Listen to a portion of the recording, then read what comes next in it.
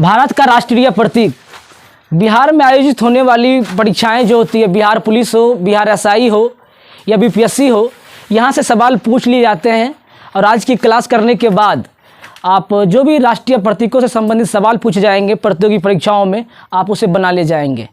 ये सारे फैक्ट्स विभिन्न पुस्तकों से लिए गए हैं और मुझे उम्मीद है कि जितने भी क्वेश्चंस पूछे जाते हैं राष्ट्रीय प्रतीकों से, वो सब कुछ इसमें इंक्लूड है। तो चलिए शुरू करते हैं। सबसे पहले राष्ट्रीय ध्वज की बात करते हैं। तो राष्ट्रीय ध्वज जो है इंडिया का, वो तिरंगा है और तिरंगा का डिजाइन जो है सबसे पहले पिंगली वेंकैया नाम के व्यक्ति ने तैयार किया था। यूपीएससी प्रीलिम्स में इस पर सवाल भी पूछा गया था, ये कथन दिया गया था और उसमें पिंगली वेंकैया नाम का एक ऑप्शन दिया था। तो पिंगली वेंकैया ने तिरंगा का डिजाइन तैयार किया था सबसे पहले। और इसकी लंबाई और चौड़ाई के अनुपात की बात करें तो 3:2 होता है। अगर लंबाई 3 मीटर है तो चौड़ाई 2 मीटर होती है तिरंगा की। तो इसे उलट कर भी पूछा जा सकता है कि चौड़ाई और लंबाई का अनुपात कितना होता है, तो 2:3 आप बोलेंगे। सबसे पहली बार तिरंगा जो है मैडम भीखाजी कामा फहराई थी और स्टुटगार्ट में ये सबसे पहली बार तिरंगा फहराई थी। और इसमें सवाल भी पूछा गया बीपीएससी में, कहाँ पे फहराया गया था, तो ये स्टुटगार्ट में। सबसे पहले इंडिया की बात करें तो 1929 में कांग्रेस का लाहौर अधिवेशन हुआ था, जिसकी अध्यक्षता जवाहरलाल नेहरू ने की थी। और यहाँ यह अधिवेशन इस वजह से महत्वपूर्ण है कि इसमें पूर्ण स्वराज की मांग की गई। सबसे पहले पता होना चाहिए आपको कि लाहौर पाकिस्तान का शहर है और ये रावी नदी के किनारे है। उस समय 1929 के समय में जो है, तत्कालीन समय में लाहौर इंडिया का ही अंग हुआ करता था, अभी पाकिस्तान में भले ही है। तो यहीं पर कांग्रेस का अधिवेशन हुआ था, इसकी अध्यक्षता जवाहरलाल नेहरू ने किया था और यहीं पर सबसे पहली बार तिरंगा फहराई गई थी। और इसमें यह निर्णय लिया गया था 26 जनवरी 1930 को हम स्वतंत्रता दिवस मनाएंगे, उसके बाद स्वाधीनता दिवस मनाएंगे। तिरंगा के बीच में नीला चक्र होता है जिसमें 24 तीलियां होती है। ये पृथ्वी के घूर्णन काल का प्रतीक है। ध्यान रहे, नीला चक्र जो लिया गया है उसमें 24 तीलियां होती है। ये घूर्णन काल का प्रतीक है और इसमें अलग अलग तीलियों का अलग अलग मतलब भी है। अब तिरंगा को मान्यता, जो संवैधानिक मान्यता 22 जुलाई 1947 को मिली थी। आपको पता होना चाहिए कि तिरंगा को संवैधानिक मान्यता 22 जुलाई 1947 को मिली थी, कि इसके बाद से ये कहा जाने लगा था कि भारत का राष्ट्रीय ध्वज जो है वो तिरंगा है। राष्ट्रीय चिन्ह की बात करें तो ये सिंह स्तंभ है, जो कि अशोक का एक सारनाथ स्तंभ है, वहीं से लिया गया है सिंह स्तंभ को। राष्ट्रीय कथन की बात करें तो सत्यमेव जयते, ये मुंडकोपनिषद से लिया गया है। इसमें हम ये पढ़ते हैं, सत्यमेव जयते नानिर्तम सत्येन पंथा विततो देवयान अनाक्रमण तिरस्यो ह्याप्त कामा यत्र तत् सतस्य परम निधानम, जिसमें यह बताया जाता है सदैव सत्य की जीत होती है, ना कि असत्य की। सत्य का रास्ता देवलोक तक जाता है। संसार में जितने भी कला हैं सबका निदान इसी सत्य में छिपा हुआ है और इसी महात्मा मुनि भी इसी सत्य मार्ग को अपना करके मोक्ष की प्राप्ति करते हैं। अब राष्ट्रीय गान की बात कर लें तो जनगण मन है। इसे लिखा है रविन्द्रनाथ टैगोर ने। आप टांगोर याद रख सकते हैं। रविन्द्रनाथ टैगोर ने लिखा है राष्ट्रीय गान जनगण मन है। कई लोग वंदे मातरम बोल देते हैं, वो गलत है। और इसे मिला था संवैधानिक मान्यता 24 जनवरी 1950 को। ध्यान रहे, 1911 में सबसे पहली बार गाया गया था। कलकत्ता अधिवेशन में सबसे पहली बार गाया गया था। राष्ट्रीय गीत की बात करें तो ये वंदे मातरम है। 1896 के कलकत्ता अधिवेशन में इसे पहली बार गाया गया था और यह आनंद मठ से लिया गया है, जिसे लिखा है बेंग सांप चटनी अर्थात बंकिम चंद्र चटर्जी ने। और वंदे मातरम को राष्ट्रीय गीत का दर्जा 24 जनवरी 1950 ईस्वी को मिला था। राष्ट्रीय पंचांग की बात करें तो यह शक संवत है। इसकी मान्यता 22 मार्च 1957 को मिली थी। और संविधान में, भारतीय संविधान में विक्रम संवत का जिक्र है। जब आप प्रस्तावना पढ़ेंगे तो उसमें इसका उल्लेख मिलता है। ध्यान रहे कि शक संवत 78 ईस्वी में कनिष्क नाम के राजा ने चलाया था। कुषाण वंश का राजा था ये। जब ये राजा के पद पर आसीन हुआ था तभी ये शक संवत चलाया था। और ये भारत का राष्ट्रीय पंचांग है। और इसके अनुसार हिंदी कैलेंडर जो होता है ना, उसके अनुसार वर्ष का पहला महीना चैत होता है और अंतिम महीना फागुन होता है। ध्यान रहे, इसके अनुसार अगर लीप वर्ष नहीं है, साधारण वर्ष है, तो 22 मार्च को हम हिंदू नव वर्ष मनाते हैं।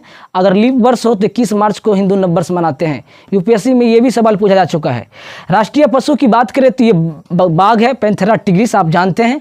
अभी हुआ ये था कि सबसे अधिक बाघ, लगभग दुनिया में जितने भी बाघ पाए जाते हैं उसका 70% बाघ जो है वो इंडिया में पाया जाता है। 70% बाघ इंडिया में पाया जाता है, तो बाघों की संख्या में काफ़ी कमी आने लगी थी। तब इंदिरा गांधी के सरकार के समय ही क्या हुआ था, 1973 में टाइगर प्रोजेक्ट लाया गया था, जिसमें बाघ के लिए नए नए प्रजनन केंद्र खोले गए थे। उसके संरक्षण के लिए बहुत सारे उपाय किए गए थे। तो बाघ का वैज्ञानिक नाम पैंथेरा टिग्रिस है और बाघ की बात है तो रॉयल टाइगर ये जो है पश्चिम बंगाल के सुंदरबन वाला क्षेत्र जो है वहाँ पर मतलब सबसे अधिक मिलता है। इंडिया में बाघ की संख्या 2967 है। सबसे अधिक बाघ जो है मध्य प्रदेश में है, 526 बाघ मध्य प्रदेश में है। इसी वजह से मध्य प्रदेश को टाइगर स्टेट ऑफ इंडिया कहा जाता है। मध्य प्रदेश को टाइगर स्टेट ऑफ इंडिया कहा जाता है। भारत के राष्ट्रीय पक्षी की बात करें तो ये मोर है। इसका वैज्ञानिक नाम पाबोक स्टेटस है। अब अगले टॉपिक पे आते हैं हम। अगले टॉपिक के अगला कंटेंट जो है उस पर हम आते हैं। राष्ट्रीय वृक्ष, भारत का राष्ट्रीय वृक्ष जो है ये जो बरगद है, बोधि वृक्ष, जिसके निकट ये भगवान बुद्ध को ज्ञान की प्राप्ति हुई थी। इसका साइंटिफिक नेम जो है फाइकस बेंगालिसिस है और SI में सवाल पूछा जा चुका है। भारत का राष्ट्रीय पेय पदार्थ जो है चाय है। चाय के बारे में एक अजब गजब का तथ्य ये है कि चाय का उपयोग जो है चीनी लोग किया करते थे और चाय जो है वो अंग्रेज़ों ने चीन से चुरा करके इंडिया लाया और इंडिया में चाय का कितना बोलबाला है कि आज हमारी सुबह बगैर चाय के नहीं होती है। अब ये जो चाय में दूध मिलाने वाली बात होती है यही हम इंडिया वालों ने खोजा है। पता नहीं क्या क्या मिलाएंगे। चाइना के लोग चाय को मेडिसिन के तौर पे पिया करते थे। चाय का वैज्ञानिक नाम थियासाइनेसिस है। अब आगे बढ़ते हैं, सवाल पूछा नहीं जाता है फिर भी मैं बता दे रहा हूँ। भारत की राष्ट्रीय नदी गंगा है। जानते हैं गंगा नदी की बात है तो ये 2525 किलोमीटर ये बहती है और ये हिमालयन नदियाँ गंगोत्री से निकलती है। इसे 2008 में राष्ट्रीय नदी का दर्जा मिला था। गंगा की बहुत सारी सहायक नदियाँ हैं। सवाल ये भी पूछा जाता है कि उत्तर की ओर से मिलने वाली नदियां, जब इंडिया का ड्रेनेज सिस्टम देखेंगे तो हम गंगा के सहायक नदियों के बारे में पढ़ेंगे। भारत का हेरिटेज एनिमल की बात करें, विरासत पशु की बात करें तो वो हाथी है। 2010 में बनाया गया था इसे और लोक्सोडोनेटा हाथी का वैज्ञानिक नाम होता है और एलिफास मैक्सिमॉस भी इसका वैज्ञानिक नाम है और किताबों में आप देखेंगे तो एलिफास मैक्सिमॉस में भी मिलेगा। राष्ट्रीय जलीय जीव की बात करें तो गंगा डॉल्फिन है। सब UPSC में सवाल पूछा जा चुका है। कहेगा UPSC में सारी चीज़ें पूछी जा रही है। बिहार पुलिस का एग्जाम हम कम दिए हैं ना तो इस वजह से थोड़ा सा जो दिए हैं जो पूछा जाता है वो बताते चलेंगे। भारत का राष्ट्रीय जलीय जीव गंगा डॉल्फिन है। 2009 में इसे राष्ट्रीय जलीय जीव बनाया गया था।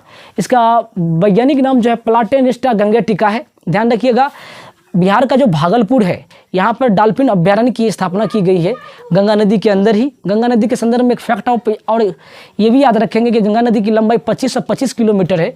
जब ये बांग्लादेश में प्रवेश करती है तो ये पद्मा के नाम से जानी जाती है और जब ये ब्रह्मपुत्र नदी के साथ मिलती है और संयुक्त धारा बनती है तब इसे मेघना नदी के नाम से बुलाया जाता है। अब आगे बढ़ते हैं। भारत के राष्ट्रीय फूल की बात करते हैं तो ये कमल है। आप सभी जानते हैं, कुछ देर पहले ही बात हो रही थी कीचड़ में ही कमल खिलते हैं या कमल में ही कीचड़ खिलते हैं। कीचड़ में ही कमल खिलते हैं। राष्ट्रीय फूल की बात ये कमल है। इसका साइंटिफिक नेम निलुम्बो निसिफेरा है। SI में सवाल भी पूछा जा चुका है मेंस में। भारत का राष्ट्रीय फल आम है। इसका वैज्ञानिक नाम मैंगीफेरा इंडिका है। सभी आदमी जानते हैं। एक ये बेनजीर भुट्टो से पहले पाकिस्तान का एक प्राइम मिनिस्टर हुआ करता था।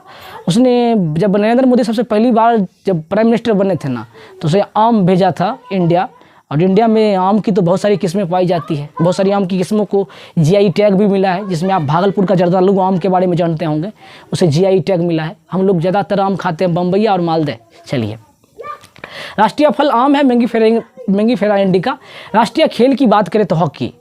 कुछ दिन पहले ही मेरे एक फ्रेंड्स ने, फेसबुक फ्रेंड्स ने ये RTI डाला था कि भारत का राष्ट्रीय खेल क्या है। तो RTI में जवाब ये आया था कि भारत का कोई राष्ट्रीय खेल नहीं है, जबकि किताबों में अब तक यही लिखा हुआ है कि भारत का राष्ट्रीय खेल हॉकी है। हॉकी के एक जादूगर थे मेजर ध्यानचंद। ऐसा माना जाता था कि ये इसकी छड़ी में है ना चुंबक है। तो एक बार ये जो हिटलर साहब जी तो थे जर्मनी के तानाशाह, इसके हॉकी के स्टिक को तुरवाते हैं कि कहीं इसके स्टिक में कुछ है तो नहीं। इतने बड़े प्लेयर थे मेजर ध्यानचंद और इसके जन्मदिन को राष्ट्रीय खेल दिवस के रूप में मनाया जाता है। 29 अगस्त को इसका जन्मदिन है और इसी वजह से हॉकी दिवस मनाया जाता है। राष्ट्रीय खेल दिवस मनाया जाता है 29 अगस्त को। हॉकी के जादूगर नाम से फेमस थे मेजर ध्यानचंद। अब उसके बाद बात कर लेते हैं राष्ट्रीय मुद्रा की बात, तो रुपया। उसके बाद मैंने आप लोगों को ट्रिक बताया है कि रुपया मुद्रा वाले कौन से देश हैं। तो मामा सिनी ने भाई से पाकिस्तान मांगा। ट्रिक आपको पहले से पता होगा। मामा सिनी ने भाई से पाकिस्तान मांगा।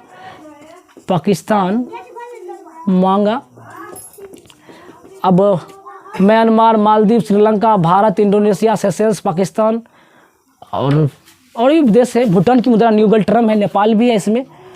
मामा श्री ने छोड़ ही दिए, नेपाल भी है इसमें। हाँ, अब राष्ट्रीय स्मारक की बात कर लें तो इंडिया गेट है।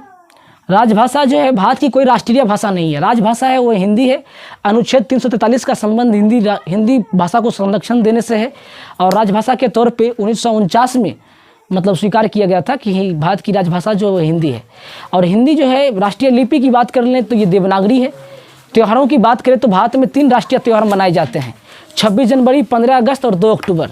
26 जनवरी को गणतंत्र दिवस मनाया जाता है, 15 अगस्त को स्वतंत्रता दिवस मनाया जाता है, 2 अक्टूबर को गांधी जयंती मनाई जाती है। इसे अंतर्राष्ट्रीय अहिंसा दिवस के रूप में मनाते हैं 2 अक्टूबर को। भारत के सर्वोच्च नागरिक पुरस्कार की बात करें तो ये भारत रत्न है। 1954 में दिया जाना शुरू हुआ था ये, और सबसे पहले पाने वाले व्यक्ति थे सर्वपल्ली राधाकृष्णन। ये जो तस्वीर आप देख रहे हैं वो बुढ़ऊ का दुनिया को पढ़ाकर छोड़ेंगे उपहार पब्लिकेशन में लिखा रहता है। तो बड़े सम्मानित व्यक्ति थे, मैं सिर्फ ऐसे ही बोल रहा हूँ। भारत के विदेश नीति जो है गुटनिरपेक्ष नाम है। भारत जब द्वितीय विश्व युद्ध हो रहा था तो विश्व के जो चुनिंदा देश हैं वो 2 ध्रुव में बट गए थे। एक का प्रतिनिधित्व पूंजीवादी वाला जो था अमेरिका कर रहा था, एक साम्यवादी वाला रसिया कर रहा था। भारत ने ये नीति अपनाई कि हम किसी का मतलब प्रतिनिधित्व नहीं करेंगे, किसी को समर्थन नहीं देंगे। भारत ने तब गुटनिरपेक्ष चलाया था कि हम किसी गुट का नहीं है, और इसका पहला सम्मेलन 1961 में हुआ था यूगोस्लाविया के बेलग्रेड में। अभी वेनेजुएला में भी कुछ दिन पहले इसका सम्मेलन हुआ था। इसके अतिरिक्त जो है एक बेल्जियम की राजधानी ब्रुसेल्स है, वहाँ पे इसका सम्मेलन हुआ था। भारत के राष्ट्रीय दस्तावेज की बात है तो व्हाइट पेपर श्वेत पत्र है राष्ट्रीय दस्तावेज। राष्ट्रीय मंत्र की बात करें तो ये ओम है। सवाल नहीं पूछा जाएगा राष्ट्रीय मंत्र क्या है, ओम है। उम्मीद करते हैं कि ये वीडियो आपको अच्छा लगेगा।